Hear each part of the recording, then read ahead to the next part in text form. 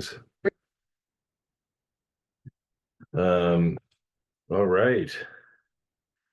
Hello and happy Monday, everybody. Just adjust this, get everything in its right place. Welcome to This Week in Space with me, as always, your host with the most, Joan Emerson Bell. I am an astrologer, and good morning, Jeff. Nice to see you, my friend. I'm an astrologer and advisor on the AstroStar Live app, and which is a great astrology app that you can get. It's a free download. You can check it out. There's a pretty vibrant astrological community there. Teaching classes, doing talks, providing personalized astrology readings, answering questions, all that good stuff.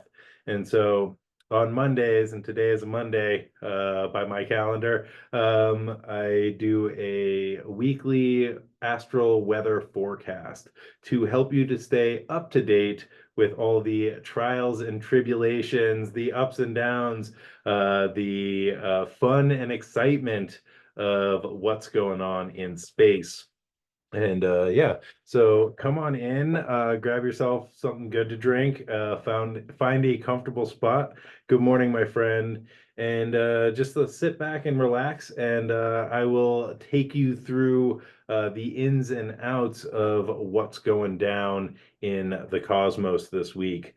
For those of you who are new to this program, I what do I want to say? What do I want to say to those of you who are new?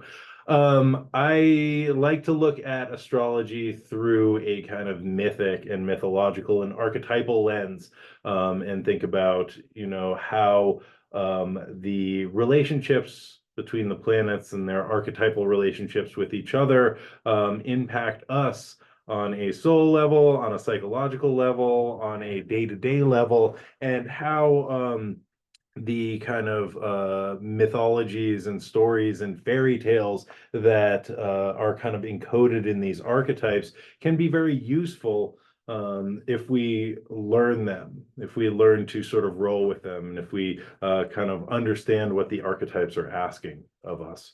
And so this is one of the lenses that I like to look at life and also astrology through. And this is why I love astrology, is because it brings a very beautiful and constantly evolving archetypal lens to the world. And so by kind of understanding the stories that we are living out and the stories that we are participating in, we can be like, oh, how does this go in a skillful way? Right. And this also helps us to be like, wow, this really sucks, right? What might this archetype be trying to show me, or what might be a blind spot here? Or how can I really show up for this in a more skillful way to grow at a soul level? And so that's, one of the ways that one of the lenses that I bring to this practice. I'm studying traditional astrology. I've also studied evolutionary, and I've read a bunch of Liz Green's books, who is a psychological astrologer. So, it's a total like a collage of astrological knowledge. And, I try and do the best that I can and bring it in a way that is accessible. Because I also think that this is not, I mean, it's a pretty complicated system, but it should be for the people, and that it is provides individuals and communities a way of understanding and contextualizing what's going on in the world, what's going on in my inner world, what's going on in the outer world. How do I sort of get my inner world in alignment with the outer world? And I think that there is a way that it gets dumbed down through like sun sign astrology, and I think that any of it can be helpful, but I think having a more rich and complex and nuanced understanding of what's going on can be really helpful, so that you're not pathologizing people and being like, oh, she's a Gemini, so I can't be friends with her, right? Or like, he's a Taurus, so like this is never going to work. And I don't think that that's really helpful, and I don't think that we should be putting people into boxes or pathologizing them or minimizing the rich and complex nuance of the human experience by just labeling people as things. And I also, the flip side of that is that I don't think that this should only be for people who have studied for years and years and years. I think that being able to like understand, sort of what's going on in our own charts, and how that relates to the kind of unfolding in the world, right? The planetary motions in our current life and how that relates to ourselves and what gets activated in ourselves as these wandering stars sort of transit the zodiac, the circle of animals, and activate specific points and tender places. And so, I think that what I try and do is kind of make this accessible to people and try and explain how I see it in a way that I hope is not like overly obtuse, and I try and bring it in a folksy storytelling type of way. So anyway, that is my little preamble for today. I think I've killed enough time with that, and I just want to thank everybody for being here. And without further ado, let's jump into the astrology of the week. And so this week we are looking at the astrology of July the 29th, 2024. That would be today, all the way until August the 4th of 2024. And fortunately, we have had a couple slow weeks in the astrology world, which has been pleasant because I think that the previous couple of weeks, starting with the Mars-Uranus conjunction and then up through the Capricorn full moon, have been pretty fraught. There's been a lot going on, a lot of change, a lot of upheaval. There have been global tech meltdowns. There was an attempted assassination. There was a, switch up in presidential candidates. There's been a lot of like up and down in nervous system, dysregulation over the past couple of weeks. And so we are moving into, last week and then this week, things are a little bit more on the chill side, but that doesn't mean that we are like out of the woods. And one of the things that is true about astrology is like something is always happening, right? The planets are always in motion and they're always making either separating from relationships with each other or moving towards relationships with each other. And we each have our own kind of natal placements, right? And so we have our own natal promise that gets activated in different ways by the movements of the planet. So it might be a very chill week in space for your neighbors and your family, and you might be losing it because something is being activated in your chart. And that doesn't mean you're weird or like going against the grain, but this is just how it goes. And so something is always happening. But when we can find those kind of chill places, I think it's really important because that gives us an opportunity to integrate the like big stuff that's been happening. And I think that this integration period is actually quite short, and it's going to ramp up pretty quickly, but get it while you can, right? Have a snack, take a nap, watch a movie, pet a cat, touch grass, do whatever feels good in the like chill times, because it's a pretty full-on year, especially with this being an election year and the kind of onslaught of media that goes around the political circus in America, and I'm sure other places in the world. I can only speak to America because this is where I live currently. So, that all being said, tomorrow, Tuesday, July 30th, we are getting a trine between Venus in Leo and Chiron in Aries, and this is happening at 23 degrees and 32 minutes. And so a trine is a supportive aspect, right? So there is a harmonious relationship going on between Venus, which is a planet of love, beauty, values, aesthetics, relationships, and Chiron, which is the wounded healer. Chiron is also a teacher, and Chiron is a centaur, half human, half horse, and the teacher of heroes. And so Chiron, a pretty complex archetype, which I think gets flattened by being like, oh, that's the wounded healer, right? Because it's just like, oh, that's that guy. He's the wounded healer. He's over there in the corner sobbing, right? But Chiron really takes the kind of places where we have been wounded, where we have been hurt, and sort of alchemizes those to create medicine from that poison, from that wounding experience. And ideally, that knowledge, that wisdom of like, oh, this happened to me and it sucked, and I worked through it in this way, that way, or the other way, and now I am on the other side of that, and I have a different understanding of myself and the world, and now I can help other people who have similar experiences, right? Because I have this deep understanding of what that felt like, and being able to share that and help support other people. And I think that is at the kind of core of the Chiron archetype. And so one of the ways that I've been thinking about this, and I admittedly sort of woke up and was like, oh, this is what it is, or this is what it could be, or hey, wouldn't that be interesting? And I have not done the full-on research, which I normally would do, and maybe I will put something out on my Patreon later in the week talking about this. But one of the ways that I've been thinking about this Venus and Chiron relationship is through the mythic tale or the fairy tale of Beauty and the Beast. And many of you probably have seen the Disney film. Some of you have maybe read the Grimm fairy tale. There's a tons of different kind of iterations of this story. Cupid and Psyche is a tale, a Beauty and the Beast tale. And I talked about that with the sun's conjunction with Venus way back when, I think beginning of June, perhaps. Anyway, there's something on my Patreon about that, about the Cupid and Psyche myth. But Beauty and the Beast is a kind of reboot of that story. But long story short, there is a patriarch figure, a father figure, who loses all of his stuff, and they go from the family goes from being in a high station to losing all their money, and the father goes to sort of collect some of his things one day, gets lost in the woods, ends up at this house, picks a rose to give to his daughter, and this beastly creature comes out and is like, oh, you done fucked up. Right?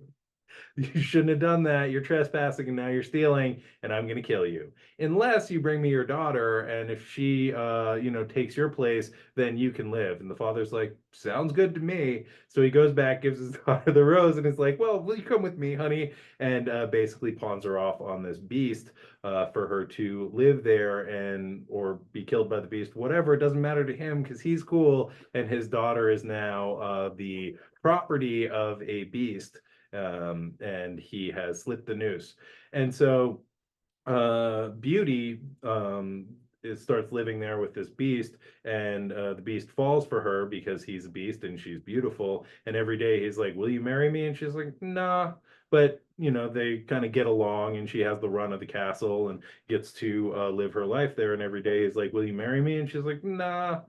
And this goes on and on and on. And then after they've sort of come into a good kind of roommate sitcom relationship, she's like, you know what, I want to go visit my family. He lets her go. She goes. She has this opportunity to reflect on her situation, comes back and is like, actually, I've got a really good thing going here, and I do want to marry you. And then that sort of acceptance of him, even though he's ugly, the acceptance of his inner nature helps him to transform into a beautiful prince.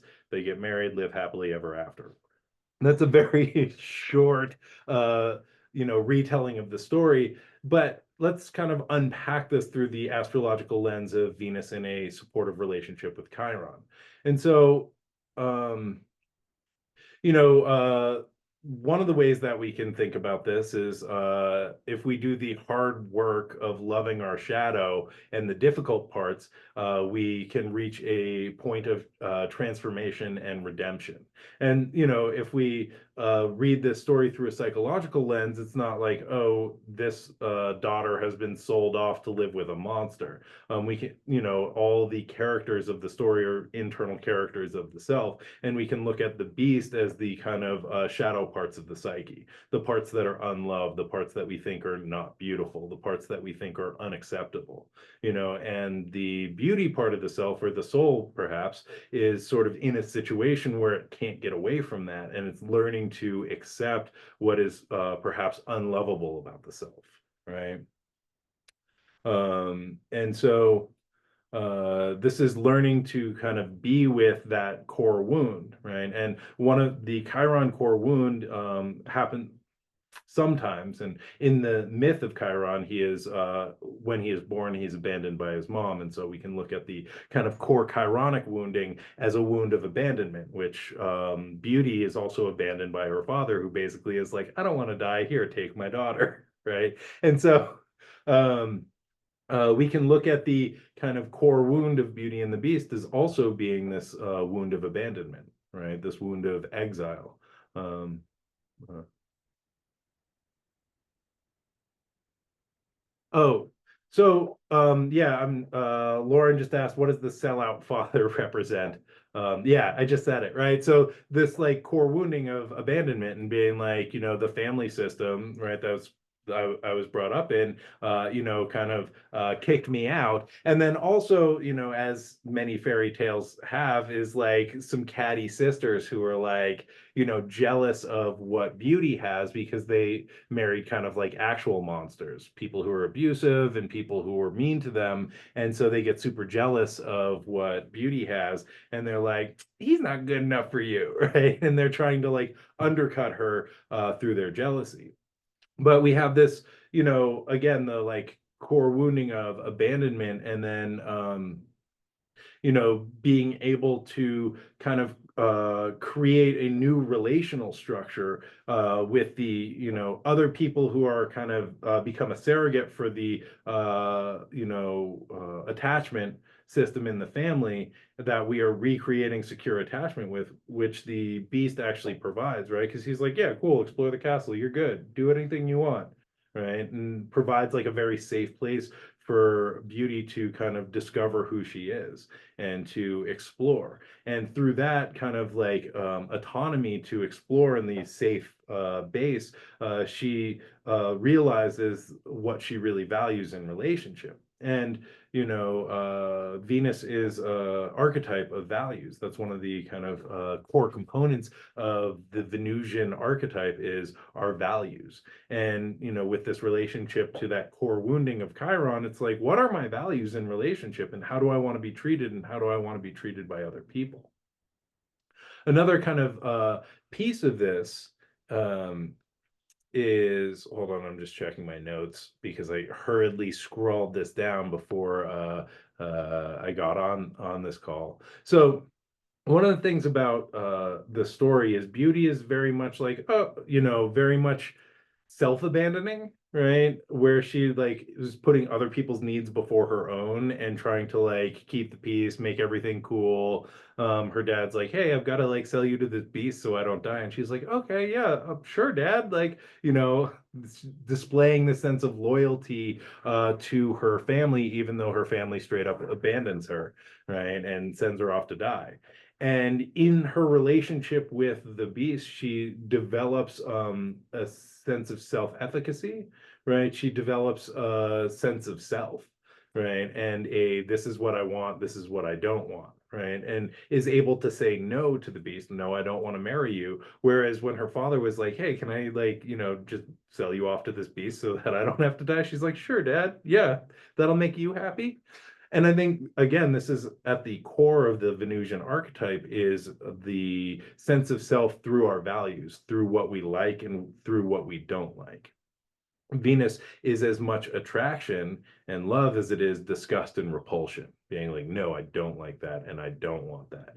And so in the relationship between Beauty and the Beast, Beauty is able to be like, no, that's not what I want, right? But I'm going to explore what other things I might like. And through having that space, really develops a sense of self, a sense of agency, the ability to, instead of self-abandon, honor their core self and what their likes and dislikes are, which is, I think, what transforms Beauty into being able to accept that part of the self, right?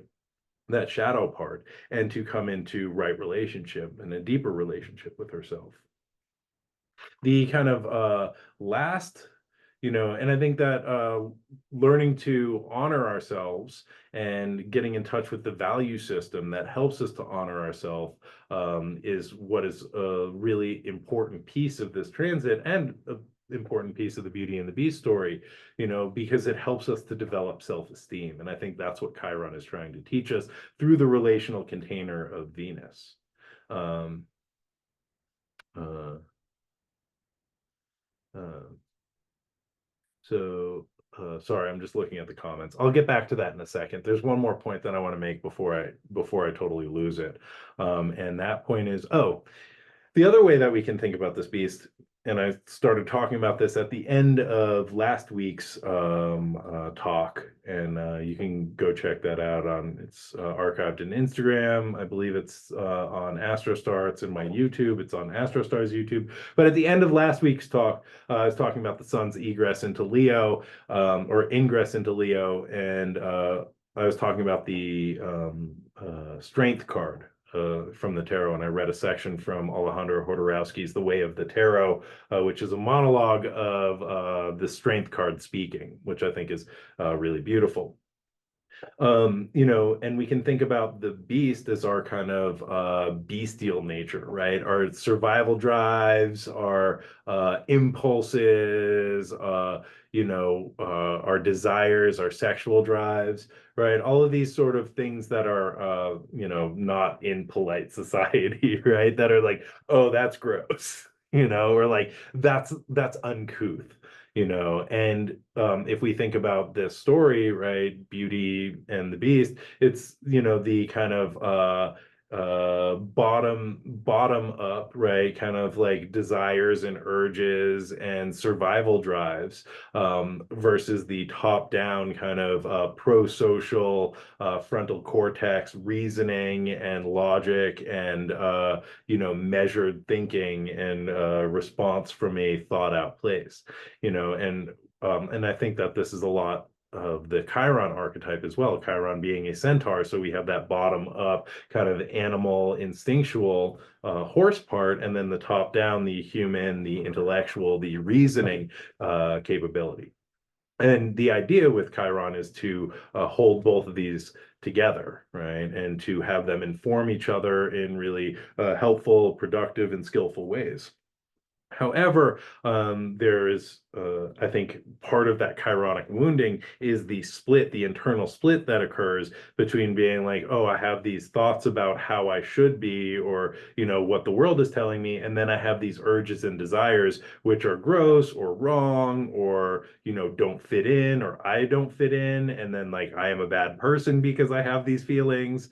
And I think that what the story of Beauty and the Beast is telling us is being able to love the kind of animal desires, the instincts that comes from our kind of urges, our desires, how we love, what we love, and Beauty is sort of at first shamed for loving this beast, and then she comes into a sense of acceptance with it, and it transforms from a bestial, hideous thing into something that's beautiful and supportive. And I think that this trine from Chiron to Venus is helping us to love the unloved parts of ourselves, and to love what we love, and to let the soft animal of our body blah blah blah blah blah blah blah, right?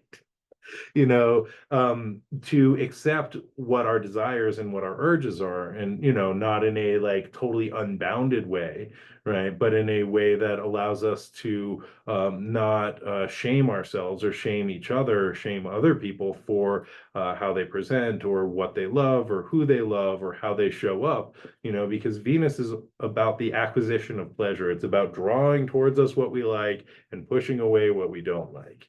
And I think there can be a sense, and I think it gets activated with the Venus Chiron, as being like, what I want to draw towards me is wrong, and so I am bad, right? And what we want to do with this is being like, what I want to draw towards me is good, and I am good, and maybe needing to sort of do some healing around the expectations of love, right, and acceptance that we have been brought into, and recognizing, okay, this is like what I was reared in, a father who abandoned me to a beast, and now I'm sitting here with the beast and learning to love that and learning to love myself.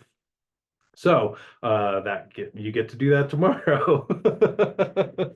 Let me just check back on this. Okay, so shadow keeps you safe, or is it objective? Okay, so I think the shadow in a kind of Jungian sense is everything that we refuse to look at, everything that we like shove in the corner, right? Everything that is in the blind spot, everything that we're like, that is intolerable, right? And then that takes on a kind of psychic life of its own and will kind of hijack our system when we get a Pluto transit or when our guard is down. And also what we do with the shadow is we tend to project that onto other people and say, I am good, they are bad, right? I can't be bad because I am not that, and that person is bad.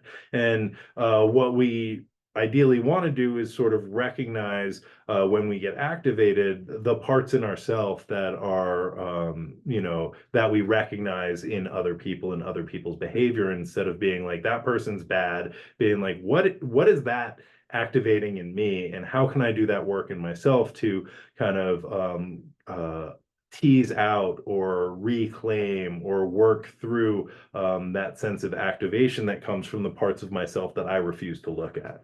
And so again, that can be the beast, right? The desire that we refuse to look at, the desire that we're told it's not okay to look at, right? These sort of animalistic urges, or the desire for pleasure, right? The desire to procreate, that it's like, oh, that's gross. You can't do that. Don't do that. You're not supposed to want that. Or you are supposed to want it, but you're not supposed to want it in that way. And then looking at other people and being like, oh, they're so awful because they allow themselves to do that thing, right? Oh, isn't that sinful, right? And being able to reclaim that and being like, oh, actually that's something that I'm interested in, right? Or that's something that turns me on, or that's something that brings me joy, or that's something that makes me feel good, right? And learning to claim that, instead of being like, oh, I am bad or wrong, or there's something fundamentally broken in me because I love this thing that somebody told me that I'm not supposed to. Does that make sense? um uh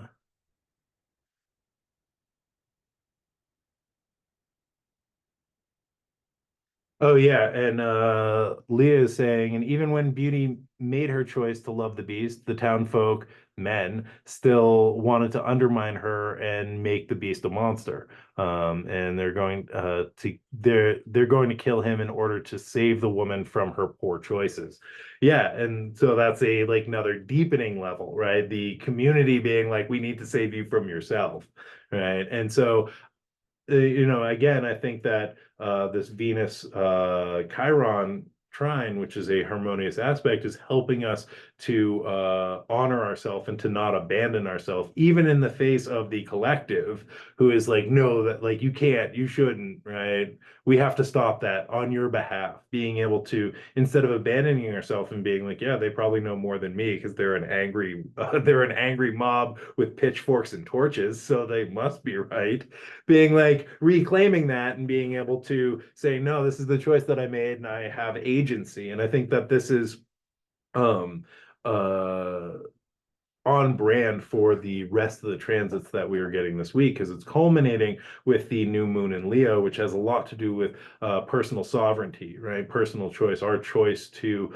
stand in the spotlight and be like, this is who I am, this is what I want, right? This is how I'm running the show. This is how I'm running my show.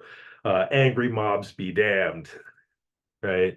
So let me move on. And again, I think that now I'm like totally hooked on this story, and I think that I'm going to probably do a bunch more research to procrastinate doing the other work that I'm supposed to do. And hopefully, if I don't get totally burnt out, I'll put something out on my Patreon, kind of unpacking this a little bit more. So you can find that on Patreon/Camp Wizard Camp, and I'll make a post if I actually do something.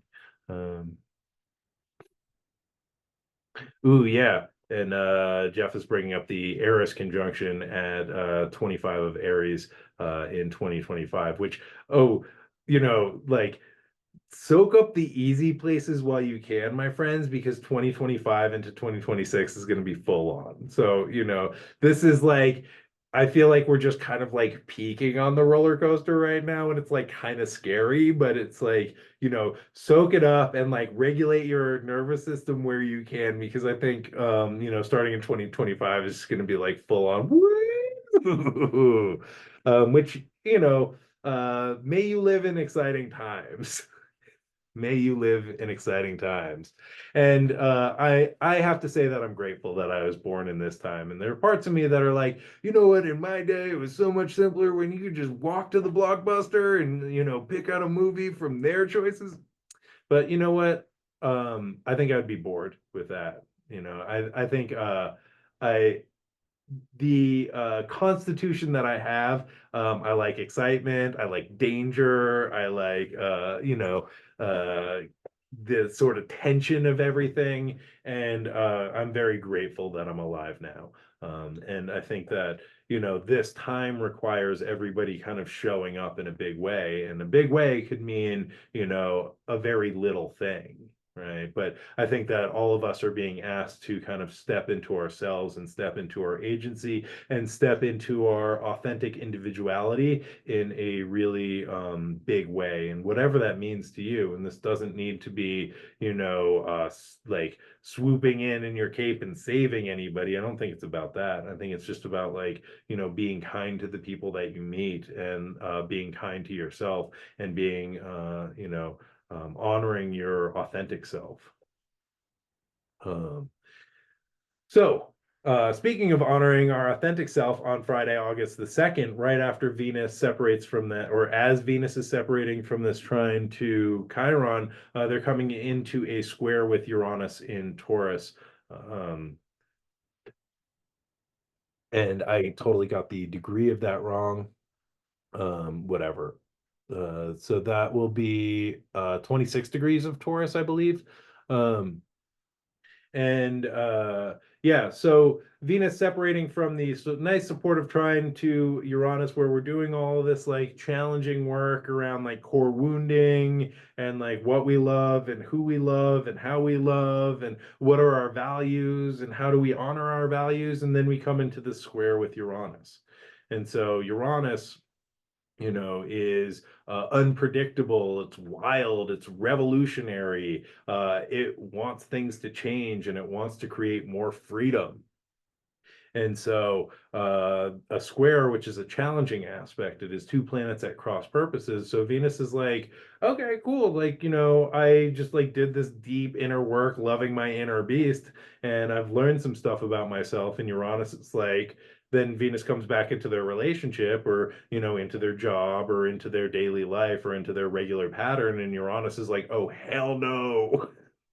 Hell, I cannot put up with this. The dude will not abide, right? Like something's got to shift. And Uranus, gets bored, right? Uranus wants change. Uranus wants upheaval and wants to like flip the table so that we can be a little bit more free. Right. And on a very simple level, one of the ways that this can look, or, something that I relate to, is being like, I am so bored with all of my music, right? Everything that I'm listening to is boring. It's not hitting. It doesn't like light me up. Right. And like, oh, I just want to like, smash this thing, or like, I need something totally different, right? Something far out there. And so Uranus wants to like turn things on their head to find that excitement, to find that like breath of life. And again, I think, the work early in the week around being able to honor what we love, honor how we love, and honor our desires. I think Uranus is like, oh cool, like you learned to do that, now we need to change some things so that that can be honored in other areas of our life, or honored in our relationship, right? Or reflected in our aesthetic, because maybe you're like, oh my God, I just on Tuesday, I had this realization that I love the color pink, right? And then you look at your clothes and you're like, everything's black. It's like, okay, what are you going to do about that? Are you just going to be like, Okay, I guess I'll wear the boring old black clothes that I've been wearing because I live in New York City and that's what everybody wears. Or are you going to be bold, right? And listen to Uranus, who's like throw all these clothes out and like go on a shopping spree. Ooh, yeah, thank you. Thank you, Quinn. I will do that, and that will probably be reflected in my radio show. And just so you know, if you are feeling the sense of the tension of Venus and what we enjoy in Uranus, needing something new, and your music collection is feeling old and stale, I do a Astro themed radio show each and every week called the Melee Report. Well, almost every week, which you can find on over the weekends. I put a post in my stories on Instagram, but it is your astro weather for the week set to a bunch of really awesome music. So if you're bored with your music selections, check that out. Um, I think that one of the things that we might be encountering on Friday is a sense that like existing relational patterns or relationship patterns in areas of our life dealing with beauty and pleasure might be like kind of difficult to deal with. And we might be feeling like some tension there, and we might want to like shake things up or spice things up. And there might be a motivation for change to help us to feel more in alignment with our authentic self. And how we love and what we love is a very integral part of our authentic self, right? Um, and so there can be a desire to create a shift, right? Um, Uh, and there's a lot of Chappelle Rowan like love in the comments, and I'm down with that. I love that. And I'm gonna put that on right after. Uh, and I think that one of the things to recognize is that Venus is a personal planet, so it's like right here, it's our relationship, and Uranus is really far away. And so it is at a distance, it's like, you don't need that, blow it up, right? But like those of us living here in the personal planet realm are like, oh, actually, that was like really disruptive. So something to think about is instead of blowing things up because you're frustrated or bored, this is a good time to bring things into the open and be like, hey, I want to try this, or, this is how I've been thinking about the relationship structure, or, hey, I just listened to the new Chappelle Rowan album and it's making me think about our relationship in a new way. Like, can we talk about it? Right? Instead of being like, oh, I listened to this album and now I'm breaking up with you, right? Or like, whatever. Um, so I think that this transit is really at its core looking to create some flexibility between these two fixed signs, because this is happening in Leo and Taurus, which are fixed signs, right? Who want to like keep things the way they are. They're like, I found a groove, and I'm like, we're sticking to it, right? And then I think that the Uranian energy, even though it's in a fixed sign, is like we need to shift this groove somehow, right? And so trying to find a little bit of flexibility, and it doesn't have to be like my way or the highway, or like it's either this or it's that, not like black and white thinking, just creating a little bit more spaciousness so that we can have the freedom, a greater freedom within the relational container, right? And this is not just like intimate partnership, right? This is also like relationship with our friends, relationship with the people at work. This is our relationships, right? And allowing ourselves also to, like different things or try new things that we might like, new tastes, new textures, new music, right? New art, new kind of visual stimulus. And kind of instead of like, yeah, I'm really thinking about this in a way of like creating more space and flexibility in what we like and what we can like, which again I think dovetails nicely with the Chiron transit that we're experiencing earlier in the week, which again might be like, oh, I don't know about this, I don't know if it's okay for me to like this thing, and Uranus is like, oh hell yeah, right, let's do it. And so the other thing that I just want to mention is in the mythological context of this is Uranus is Venus's dad, kind of. Venus was born from the castration foam of Uranus, Oranos, right, who is the sky god. And in the beginning, Oranos was wrapped around Gaia. The sky was wrapped around the earth, and there was no space for anything to grow, anything to live, anything to change. And Saturn, Kronos, comes along and castrates Oranos, who then flies into the sky and is like, oh, that sucked. And Kronos is holding Oranos's bits and bobs and is like, chucks them in the ocean where it starts to foam and bubble. And then Venus, Aphrodite, is born out of that, turbulence, or the foam that is created from that castration hitting the ocean. And so the goddess of love and relationship is born out of strife. And so, this tension and the struggle and the strife that Uranus brings into the kind of relational container, being like, we need more space, or I need more space, or something's got to change, right? That sense of strife is also the thing that love is born out of, right? And love can't exist when Uranus is on top of Gaia, right? When there is no space. There needs to be space for love and life to grow. And I think that that is one of the things that comes up, right? And is this tension between like this, there was this conflict that ended in this like really messed up way, and that created love and beauty and things that are precious and important. The other thing to think about is Uranus kind of like evacuates into the sky and disassociates, right? And Venus is about physical relationship, physical sensation, being present in the body, which is the vehicle that pleasure comes through, even if we are receiving pleasure in our mind, right? From reading good books or having great conversations, it is still the body that is the ground of all of these physical sensations and the pleasure sensations. And Uranus is like very far away, kind of like disassociated and checked out, right? And so there can be the kind of sense of being at cross purposes between like, this is what I feel and this is what I think about what I feel. And again, square, we are looking to integrate the kind of bigger picture idea of stuff, right? And the ideal of how I think it should be with this is how it actually is, right? And instead of being like, oh, this isn't good enough because it's not like that movie, or it's not how I thought it should be, or it's not like the Chappelle Rowan song, right?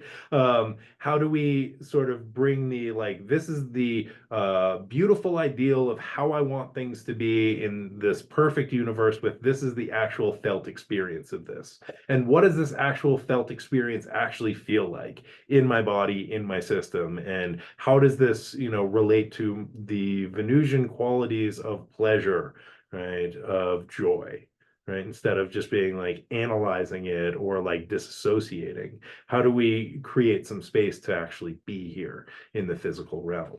You dig? All right. So, oh, cool. I think we're on schedule here. So moving right along to Sunday, August the 4th. And this is kind of a slow week again.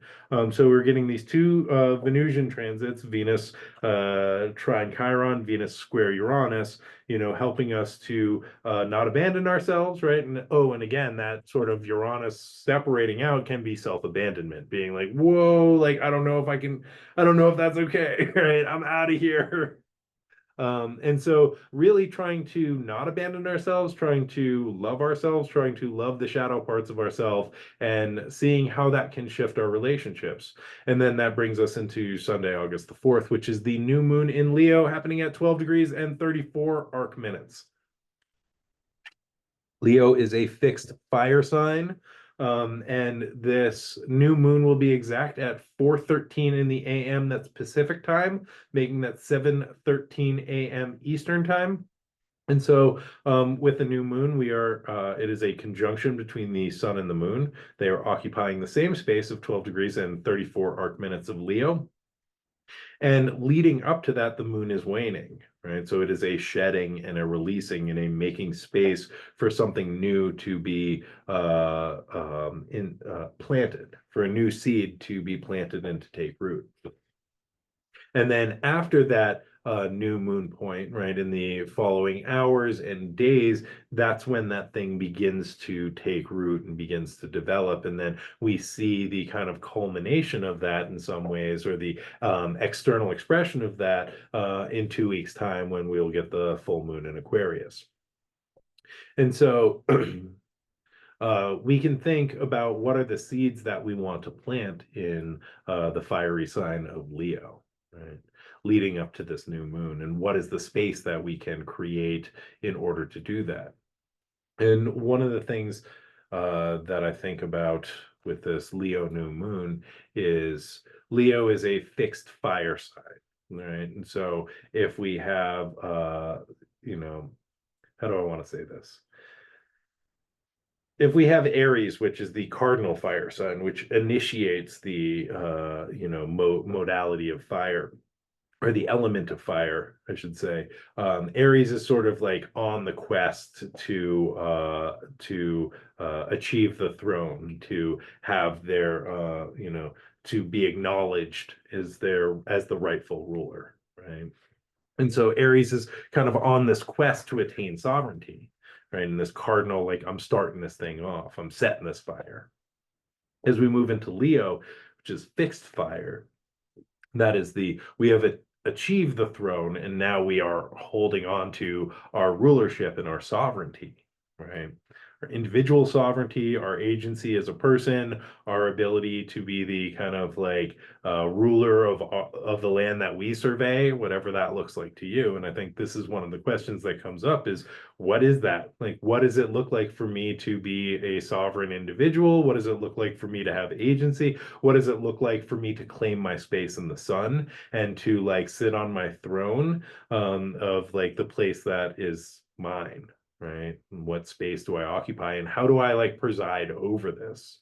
And if we think again about like Leo as fixed fire, we have the fire being begun in Aries, and now we are tending to it, right? We are maintaining the fire, and we are maintaining the sense of sovereignty, right? The kind of quest for rulership. And I don't mean like rulership over, but the quest for, our ability to be acknowledged as a sovereign individual, right? A person with agency and autonomy, a person who gets to make the choices about their body and their lives, right? And gets to claim that space and to be like, I am me and I have agency in this world. And Aries, again, is on the quest to sort of achieve that. And now that it's achieved it, and we are in the sustaining of that, what does it look like for you to have sovereignty, right?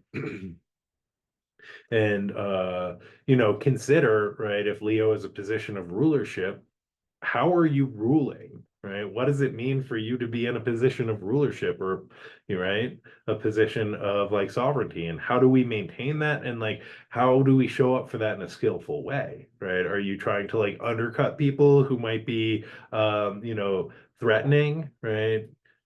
Is it like jealousy, and then you're spreading gossip about people to like take them down? Are you just like, nah, I'm good and I don't need to pay attention to anything? Are you like, how are we sort of holding power in ourselves, and how are we allowing ourselves to be seen, and how are we allowing ourselves to like stand on the stage of the talent show of life? And what does that look like for you, and what do you want that to look like for you? you know and again, like with this fixed fire, like how are we feeding this fire? What is the fire? What is the fuel that your fire? Ooh, thank you. Nice one. What is the fuel that your fire requires for that to be sustained? In the height of summer, because that's what Leo is the height of summer and sustaining the season of summer, right? How are we soaking this up? How are we fueling this? How are we holding this, right? How do we like preserve bits of this for the Aquarian time, right? In January and February when it's cold, right? And it's the sustaining time of winter. How do we maintain some of this light, some of this fire, some of this heat to hold with us? And so, we can think about, what is the seed that I am planting now to sustain my sense of sovereignty, my sense of agency, my sense of self, my creative sense of self, me as a creative force in this world? What are the seeds that I am planting to claim my space on the stage of life? right? To do my solo, to express my talent. And also, what are the seeds that I am planting to, hold my kind of agency and to keep this fire going? So these are a couple things to think about, and again, I think that this also dovetails really nicely into what we are learning about love and about desire and about pleasure through this Venusian relationship to Chiron and then to Uranus, right? What makes me feel good? What brings me pleasure? How can I like accept and own the things that bring me joy and pleasure? And what needs to change so that I'm able to have a little bit more spaciousness around that? And as I have that, as I get more in touch with my values, how does that impact my ability to have agency and sovereignty in my life and the choices that I make and the ways that I'm able to sustain my fire, right? And also, how do we, as we like build a nice sustainable fire, allows us to cook food, bring light into the world, bring other people around that we can tell our stories to, but this is sort of some core stuff that we get to think about and consider and plant seeds to support at the end of the week. Now, I got just a couple more minutes, but we have two more transits that I'd like to touch on real quick. So this day, Sunday, August the 4th, just after the new moon is exact, we have Venus entering into Virgo until August the 29th.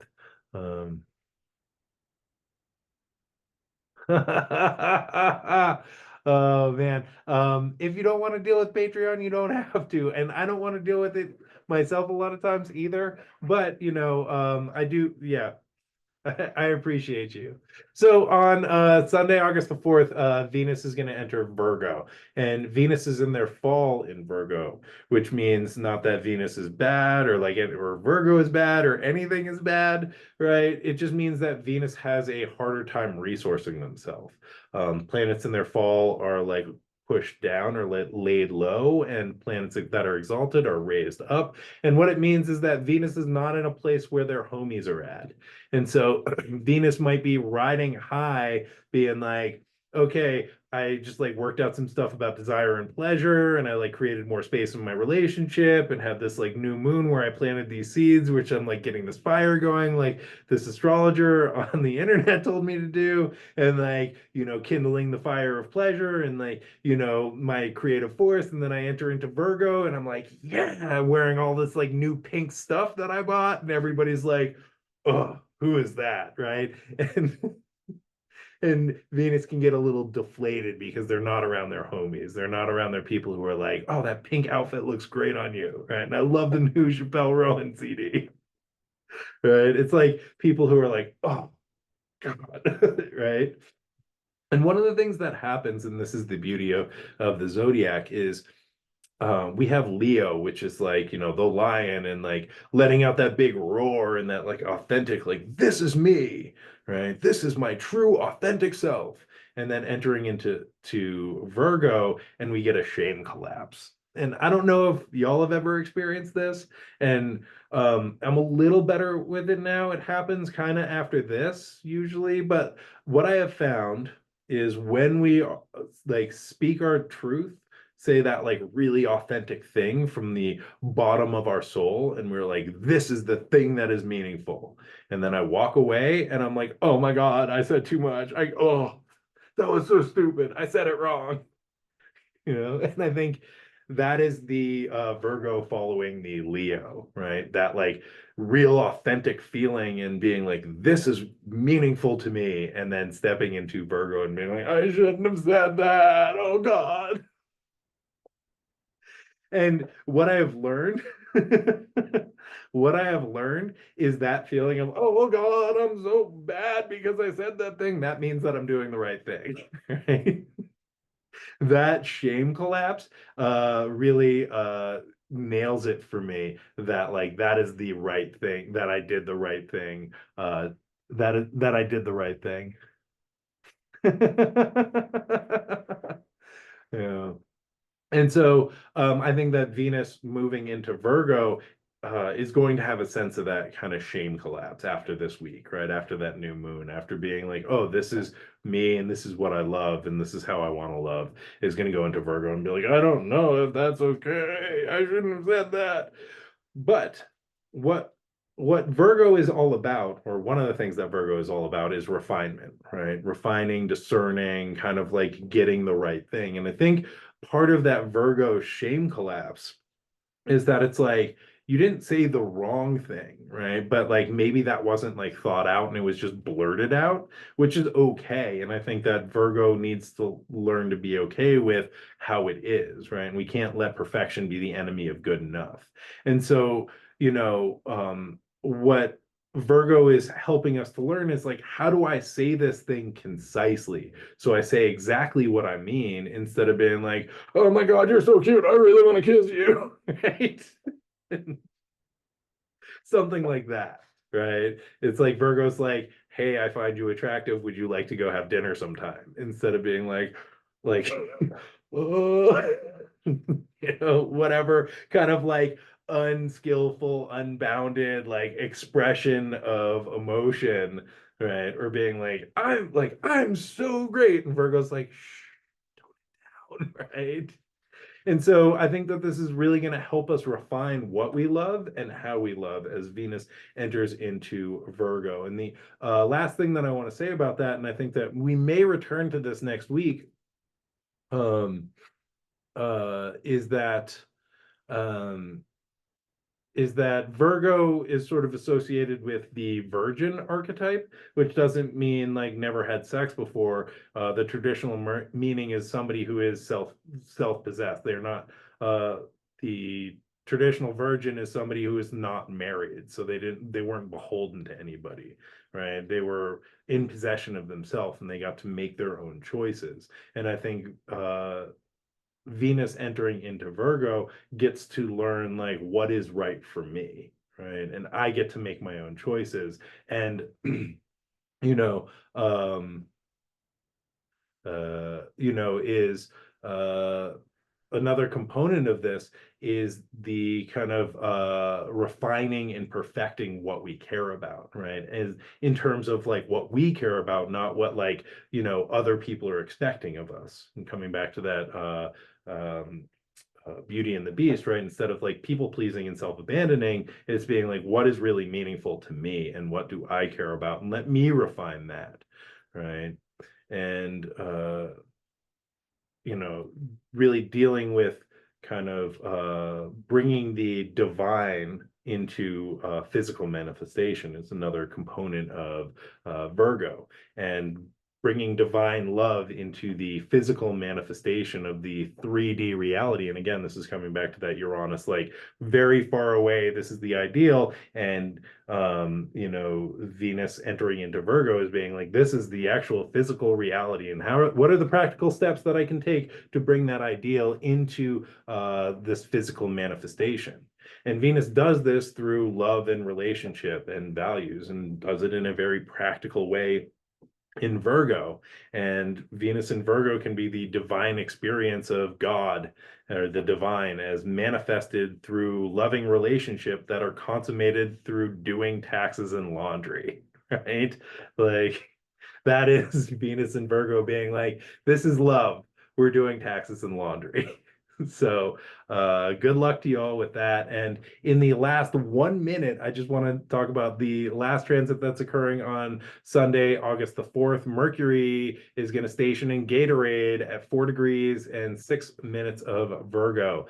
And so Mercury is going to Gatorade their way back into Leo on August the 14th, and they're going to conjunct the Sun on August the 18th at 26 degrees of Leo, and then they will station direct on August 28th at 21 degrees and 24 minutes of Leo.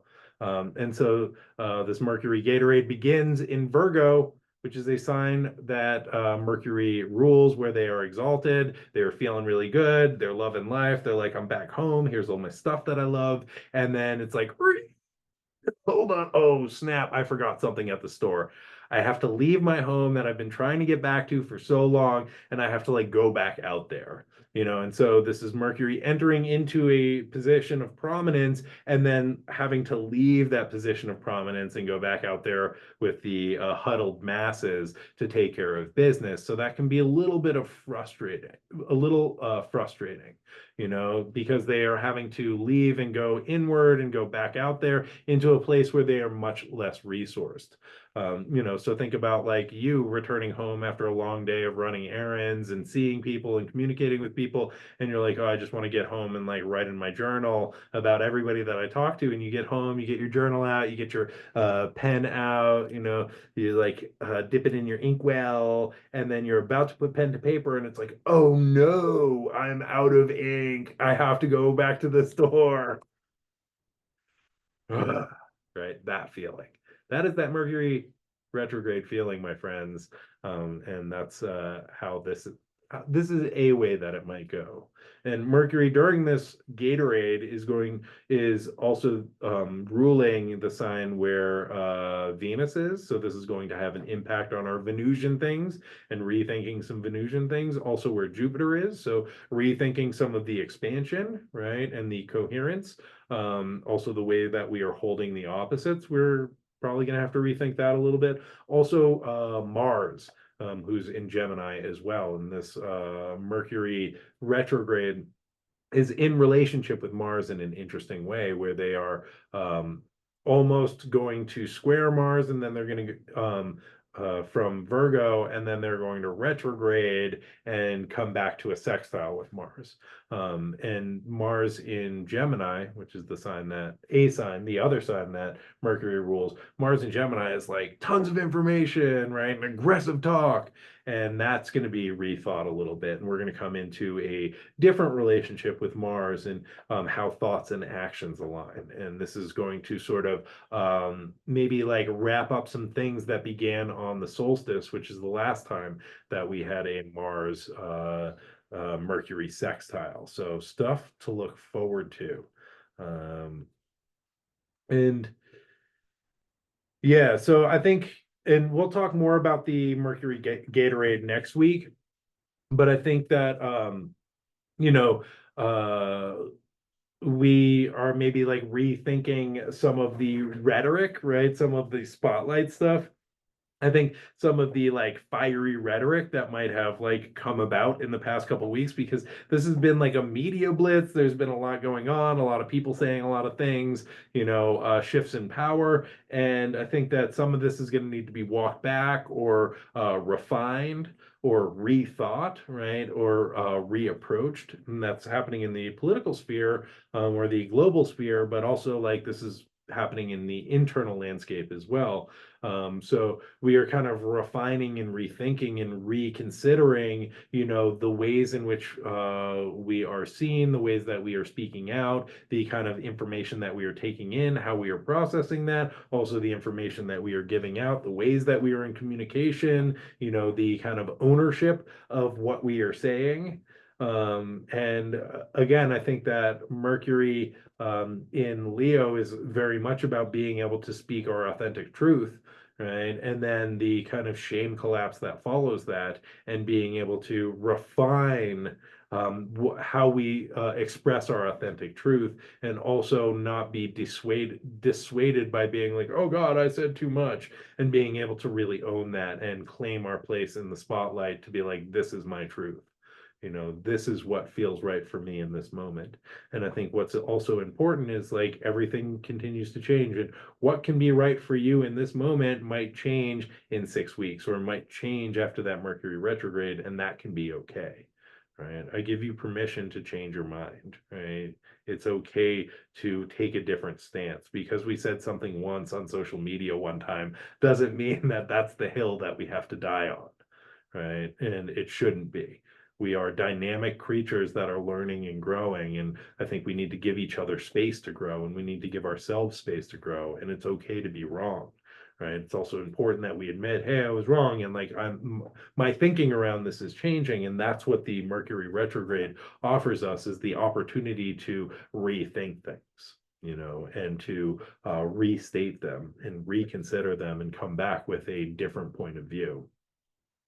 The last thing that I will say about Mercury retrograde, and then I will let you all go and enjoy your days, is when Mercury is in Gatorade, they are very close to the Earth. They are moving closer to the Earth. So that mercurial trickster kind of connection making archetype is very close, right? And so one of the ways that this functions is sort of like try having a conversation with somebody and then having them talk to you like this, right? How does that feel? It's sort of like, whoa, that's a little that's step back, right? It kind of breaks your thought pattern. And as this, communication archetype, this trickster archetype gets all up in your grill, it can be destabilizing. And so we're, oh, what? Oh man, I lost my train of thought. And that's sort of how it functions.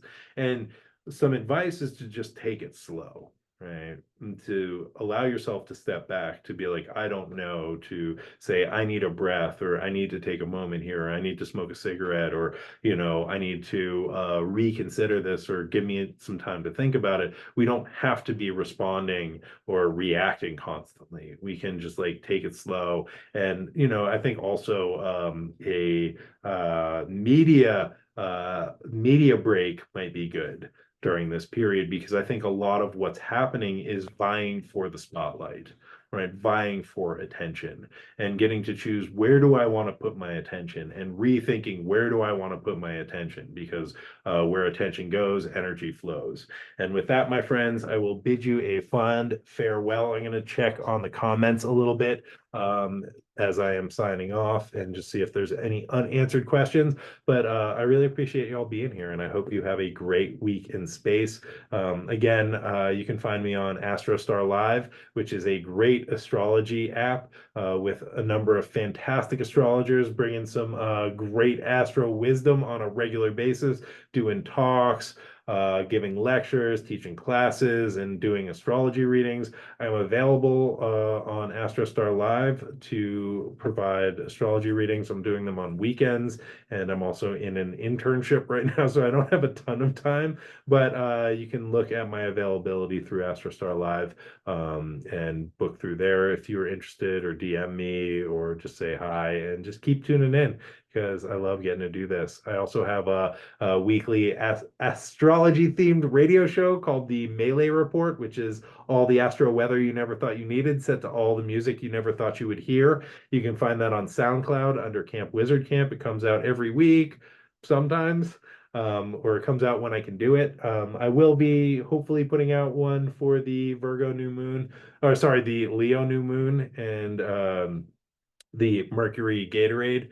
So look for that over the weekend. There will probably be some Chappelle Rowan in that, because that has been a topic of conversation. Also, yeah, some Brat. We'll see what we do. Um, uh, yes, I do work so much. Thank you, Jeff. Thank you for acknowledging that, somebody. So thank you all for being here. I really appreciate you all. And I hope you have a great week in space. And I'm just gonna take a moment, sip an energy beverage, and look at all of these comments and see if there's anything that I missed. Uh,